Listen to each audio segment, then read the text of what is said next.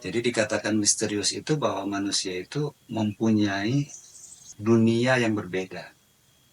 Jadi katakanlah kalau seseorang itu mempunyai dunia itu katakanlah lingkaran yang berbeda. Si istri ya, si suami juga mempunyai dunianya yang berbeda. Ternyata hidup pernikahan di dalam rumah tangga itu, kita itu hanya bisa membangun irisan gitu. Jadi dua irisan itu apabila dua lingkaran itu kita dekatkan, maka di tengah-tengahnya secara matematika ada yang dinamakan irisan. Hindari sifat menuntut. Assalamualaikum warahmatullahi wabarakatuh. Rahayu Sagung Dumadi, Om Swastiastu, Namo Buddhaya. Salam sejahtera bagi kita semua, khususnya rekan-rekan Hanata Jiwa. Kali ini saya dan Pak Guru Setia akan membahas mengenai cinta. Semoga pembahasan ini bisa memberikan inspirasi bagi kita semua. Dan lagu yang akan kita pilih untuk pembahasan kali ini adalah lagu yang berjudul Too Much Love Will Kill You. Lagu ini diciptakan oleh Brian May, seorang gitaris dari band Queen. Baik, kita langsung untuk pembahasannya kepada Pak Setia. Terima kasih. Lagu Too Much Will Kill You itu salah satu lagu kesukaan saya juga ya. Dari Queen yang menyanyikannya itu Freddie Mercury. Too Much Love Will Kill You. Ada apa sih sebetulnya dengan cinta ya? Lagu ini kita masukkan ke dalam bahasan spiritual karena salah satu dari spiritual itu adalah yang unik dari kehidupan ini adalah tentang adanya cinta ya, tentang adanya cinta. Dan di sini nampaknya cintanya itu di antara laki-laki dan perempuan ya. Cukup enak lagunya. I'm just the pieces of the man I used to be. Too many bitter tears are raining down on me. Too much love will kill you if you can't make up your mind. Kan namanya cinta itu sulit dikendalikan dan itu sebuah naluriah manusia ya mencintai seseorang. Nah, sedangkan cinta yang terbaik itu adalah mencintai Tuhan. Bagaimana caranya sebagai manusia bisa mengontrol rasa cintanya itu supaya tidak berlebihan kepada sesama makhluk gitu. Iya, cinta supaya tidak berlebihan kepada sesama makhluk ya. Jadi ternyata cinta itu juga perlu dikendalikan ya, pakai rasio atau pakai akal ya. Karena kalau cinta yang terlalu menggebu-gebu kepada makhluk itu tadi dikatakan di dalam Al-Quran itu dapat membahayakan ya, dapat membahayakan. Ada sekedar saran bahwa untuk kepada sesama makhluk itu kita bangkitkan itu adalah kita belajar untuk memberi sekecil apapun, memberi perhatian, memberi makanan, menyiapkan makanan dan sebagainya. Hindari sifat menuntut kepada manusia itu. Karena manusia juga, pasangan kita juga punya keterbatasan, entah dia lagi sibuk atau sebagainya ya. Jadi pertama adalah sekedar saran supaya kita bisa mengendalikan cinta tadi, kita belajar untuk memberikan apa yang bisa kita lakukan, sekecil apapun tadi. Yang kedua adalah hindari sifat menuntut. Kalau mau menuntut, sebaiknya kepada Tuhan, karena Tuhan itu kan maha kaya begitu ya, maha segalanya, maha kuasa. Sementara makhluk kan punya keterbatasan. Pak, apakah manusia itu bisa cocok 100% nggak Pak sama dengan pasangannya? Kalau sebagai usaha atau target yang diupayakan untuk sampai bukan 100% lah, 99% itu sangatlah bagus ya. Tetapi bidang psikologi juga mengatakan bahwa manusia itu adalah sebuah makhluk yang misterius begitu ya. Jadi dikatakan misterius itu bahwa manusia itu mempunyai dunia yang berbeda. Jadi katakanlah kalau seseorang itu mempunyai dunia itu katakanlah lingkaran yang berbeda. Si istri ya, si suami juga mempunyai dunianya yang berbeda. Ternyata hidup pernikahan di dalam rumah tangga itu, kita itu hanya bisa membangun irisan gitu. Jadi dua irisan itu apabila dua lingkaran itu kita dekatkan, maka di tengah-tengahnya secara matematika ada yang dinamakan irisan. Kecocokan. Jadi irisan itu boleh katakan sepakat atau sebuah kecocokan. Tetapi kalau lingkaran itu disatukan dua-duanya seperti klop yang seperti diinginkan oleh pertanyaan tadi, itu sesuatu yang tidak mungkin. Jadi manusia itu tidak ada yang sama, 100% tidak ada yang sama. Tadi jangankan 100%, 99 atau 90% juga jangan-jangan enggak. Udah cocok 50% juga menurut saya udah bagus gitu ya. Jadi dengan irisan itulah kita bisa membina hubungan begitu ya, yang cocok, bisa nyambung begitu ya. Jadi seandainya di dalam rumah tangga ada yang tidak nyambung atau banyak yang tidak nyambung, itu biasa saja. Kembali lagi karena manusia itu mempunyai dunia yang berbeda tadi. Iya, jadi kenapa lagu ini sangat menarik? Padahal sebetulnya lagu ini menceritakan soal sebuah kegagalan di dalam membangun cinta ya. Di mana lagu ini ditulis oleh Brian May, pemain gitar dari Queen. Dia pernah mengalami sebuah kegagalan dengan istrinya yang pertama ya. Lalu dia kemudian hari mengejar cinta yang lain, istri yang kedua yaitu Anita Dobson ya. Nah, karena cinta ini baik awal maupun yang kedua itu sangat besar. Ternyata cinta yang sangat besar itu ketika ditinggalkan ini akan menjadi sebuah konflik begitu ya. Ternyata tidak mudah melupakan cinta yang lama terhadap istrinya yang pertama begitu ya. Jadi kalau disimpulkan lagu ini merupakan sebuah penyesalan yang mana mudah-mudahan dengan lagu ini dapat menginspirasi bagi netizen hati-hati di dalam bermain cinta begitu ya. Ini adalah sebuah penyesalan terhadap kegagalan pernikahan yang sebelumnya. Cinta yang sangat besar, too much love will kill you itu ternyata dapat membahayakan baik bagi dirinya maupun orang lain. Jadi itulah kira-kira batasan di dalam kita bermain cinta khususnya sesama manusia begitu ya. Makanya di dalam agama Islam itu seringkali kita mendapatkan ajaran dari Al-Quran bahwa cinta terhadap manusia itu seharusnya kita batasi. Karena cinta yang sesungguhnya itu sebetulnya kita akan mendapatkan yang terbesar itu dari Tuhan yang Maha Kuasa begitu ya. Ada sebuah puisi dari Rumi. Manusia itu konon di dalam hidupnya itu adalah mencari cinta.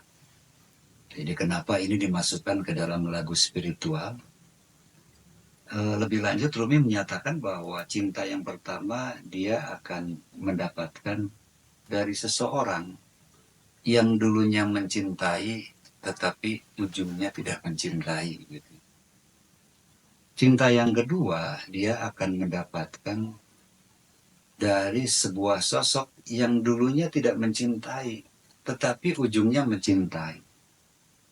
Dan yang ketiga adalah kita akan mendapatkan cinta itu dari sebuah sosok yang dulunya mencintai, sekarang mencintai, dan akhirnya mencintai. Kira Anda bisa menemukan jawabannya. Cinta yang pertama, cinta yang kedua, dan cinta yang ketiga. Jadi yang dimaksud dengan cinta yang pertama kamu akan dapatkan dari sebuah sosok yang dulunya mencintai, tetapi ujungnya tidak mencintai. Siapakah dia? Dia adalah orang tua kita. Jadi orang tua kita tuh dari sejak kecil kita dicintai, bahkan belum bisa makan juga kita disuapin dan sebagainya, diajarkan berjalan. Tetapi setelah kita dewasa, orang tua kita itu meninggal dunia gitu ya. Itulah yang disebut cinta pertama adalah dari orang tua. Cinta yang kedua itu didapatkan dari siapa? Yang dulunya tidak mencintai, tapi ujungnya mencintai. Siapakah dia? Dia adalah pasangan kita, pasangan hidup.